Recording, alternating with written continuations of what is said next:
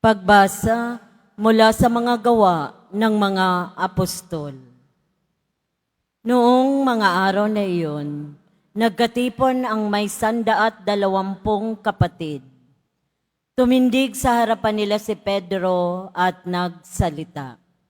Mga kapatid, kailangang matupad ang nasasaad sa kasulatan na sinabi ng Espiritu Santo sa pamamagitan ni David tungkol kay Judas na nanguna sa mga dumakip kay Jesus. Dati, kabilang siya sa amin at kasama sa paglilingkod. Ngayon, nasusulat sa aklat ng mga awit, ang tirahan niya'y tuluyang layuan at huwag nang tirahan ninuman. Nasusulat din, gampanan ng iba ang kanyang tungkulin. Kaya dapat tayong pumili ng isang makakasama namin bilang saksi ng muling pagkabuhay ni Jesus.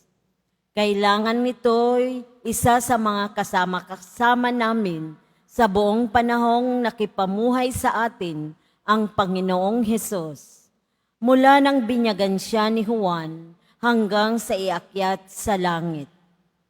Pumili sila ng 2 lalaki, at si Matias at si Jose na tinawag na Barsabas at tinagurian ding Justo, at sila'y nanalangin. Panginoon, alam ninyo kung ano ang nasa puso ng lahat ng tao. Ipakilala po ninyo sa amin kung sino sa 2 ito ang inyong hinirang upang maging apostol na gaganap sa tungkuling tinalikdan ni Judas nang siya'y tumungo sa lugar na marapat sa kanya. Nagpalabunutan sila at si Matias ang nakuha. Siya ang nadagdag sa 11 apostol. Ang salita ng Diyos. Salamat sa Diyos.